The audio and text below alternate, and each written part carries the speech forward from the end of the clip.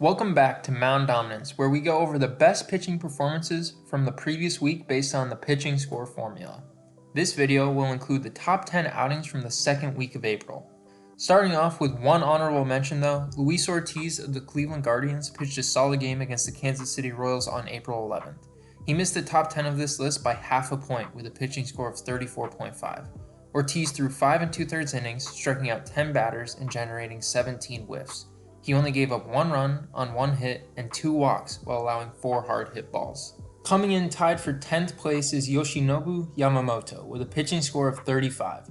Yamamoto led the Dodgers to a shutout win against the Chicago Cubs on April 11th. He pitched 6 scoreless innings, allowing just 2 hits, 1 walk, and 4 hard hit balls. He also managed to tally 9 strikeouts and generate 11 whiffs. I will not be surprised if we continue to see him on this list throughout the season.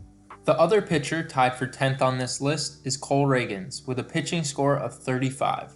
Ragans pitched 6 strong innings for the Kansas City Royals on April 8th against the Minnesota Twins. He only gave up 1 run on 4 hits and did not allow a walk. Ragans struck out 11 Twins batters and generated 18 whiffs while only allowing 5 hard hit balls. In 9th place is New York Yankees pitcher Max Fried with a pitching score of 37.5. On April 9th against the Detroit Tigers, Fried threw 7 shutout innings and tallied an impressive 13 strikeouts. He gave up 5 hits and no walks while generating 15 whiffs. The only aspect of his outing that kept him from being higher on this list was the 9 hard hit balls he allowed. In 8th place is Hunter Greene, who is quite familiar with this list, making his 3rd overall appearance with a pitching score of 38.5. This week, his dominant start was against the Pittsburgh Pirates on April 13th.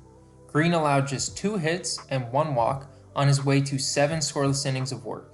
He struck out 8 batters and generated 16 whiffs while allowing 7 hard hit balls. Tied for 6th on this list is reigning American League Cy Young winner Tarik Skubal with a pitching score of 41. On April 14th, Skubal led the Detroit Tigers to a win against the Milwaukee Brewers, pitching the first 7 innings of the game. In his 7 scoreless innings of work, he gave up just 4 hits and 4 hard hit balls. Skubal also managed to generate 16 whiffs and strike out 9 batters while not allowing a single walk. Cole Ragans makes his 2nd appearance on this list, this time tied for the 6th spot with a pitching score of 41. In his start on April 13th against the Cleveland Guardians, Ragans struck out 10 batters and generated 20 whiffs while not allowing a single walk. Across his 7 2/3 innings of work, he gave up 1 earned run on 4 hits and allowed 8 hard hit balls.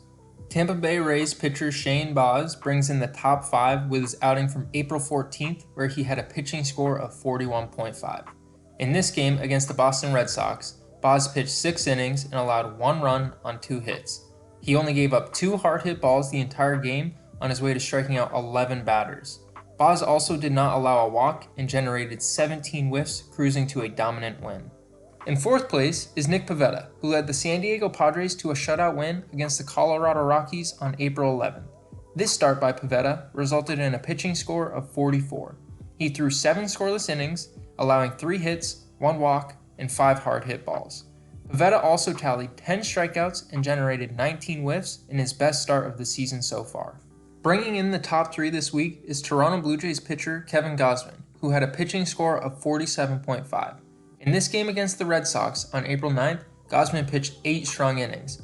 He gave up just 4 hits and 6 hard hit balls while not allowing any earned runs. Gausman also did not give up any walks and struck out 10 batters while generating 17 whiffs.